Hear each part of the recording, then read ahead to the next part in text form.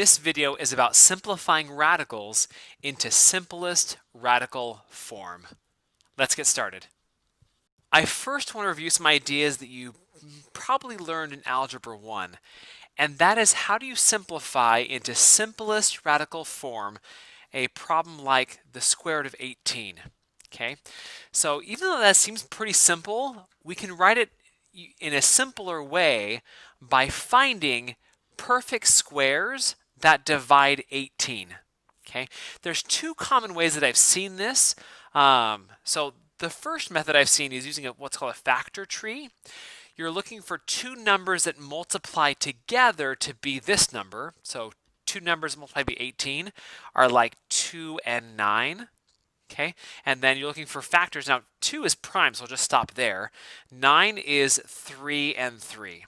Okay, now I think of this factor tree as a special kind of tree. It's a pair tree. I'm looking for pairs. Okay, and every pair gives me a perfect square. Okay, so I'll write this. This is actually the square root. I'll put my pairs in front to help me out a little bit later. But the square root of 18 is 3 times 3 times 2. Okay, those are all the kind of the ends of those trees. Okay, but this pair is important because it gives me a perfect square. So I pull out that 3 times 3 is 9 times root 2. Okay, but the square root of 9 is 3, and then I have my square root of 2. So this is simplified. It's in simplest radical form to be 3 root 2. Okay.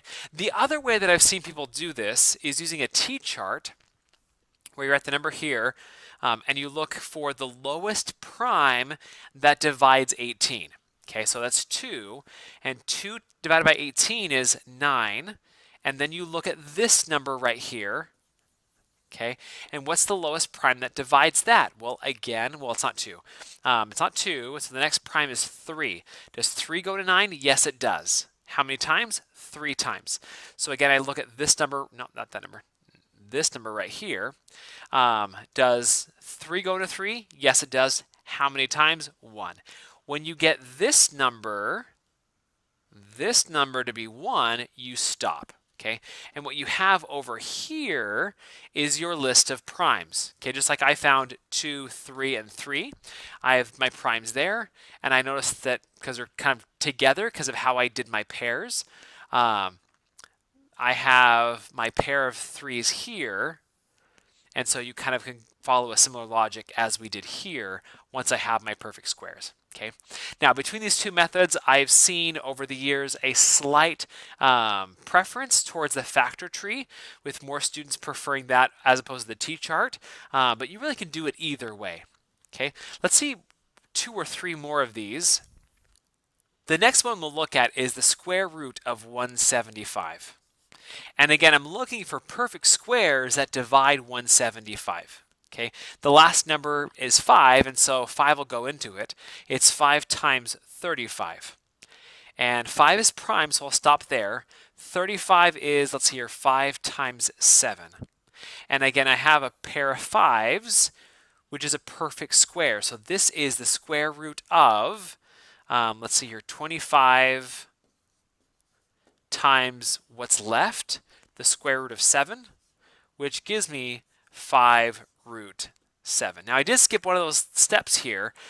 Really, you can jump from the factor tree to the most simplest form, knowing that every pair gives you a perfect square, which you write outside of the square root, and then all the ones that don't have pairs stay inside the square root. Just don't forget why that happens. It has to do with perfect squares, and those simplify square roots to be whole numbers.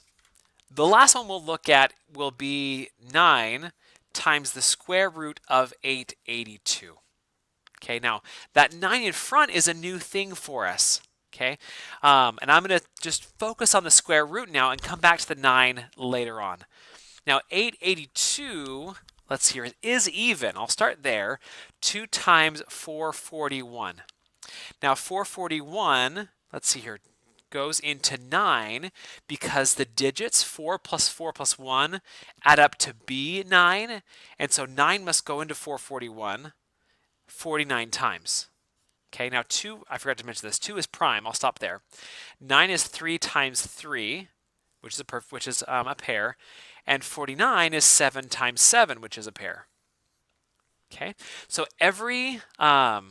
before I jump into simplifying the square root, don't forget the 9. So that 9 is still here. The perfect squares, the pairs give me perfect squares. So I have a 3 here, and this pair gives me a 7, and the square root of everything that's left, which is 2. So finally, I'll multiply things together. 9 times 3 times 7 is 189 root 2. And that's how you simplify radicals into simplest radical form. With that review, I want to look at example 1 on page 45 of your module book. And I'm asked to express the square root of 50 minus the square root of 18 plus the square root of 8 in simplest radical form and combine like terms. Okay, so at first glance, root 50, root 18, and root 8 don't have any like terms. But I'm going to try to simplify each of them. So again, 50, I'm looking for perfect squares that divide them. 50 is 2 times 25, and 25 is 5 times 5. This pair gives me a perfect square, the square root of what's left, which is 2. So root 50 is the same as 5 root 2. Let me switch colors just to be clear. Minus root 18 is, let's see here, 2 and 9. And 9 is 3 times 3, which is a perfect square. The pair give me a perfect square of 3, square root of the 2 that's still there. Okay, plus, let me change colors again. 8 is 2 times 4. Okay, 4 is 2 and 2. Again, I have a perfect square. That perfect square comes out of the square root of this 2 that's left. Okay, so once I've simplified each of those, I notice that they're all like terms. Okay, and you could think about the root 2 like a variable if you want, like x or y or something. Okay, so if I have 5 root 2's and I take away 3 root 2's, then from these two I have 2 root 2's left. And then if I add 2 more root 2's, then how many root 2's do I have? Well, I have 4 root 2's. So that is much simpler than root 50 minus root 18 plus root 8. All right, this video is about simplifying radicals into simplest radical form. Thank you so much for watching.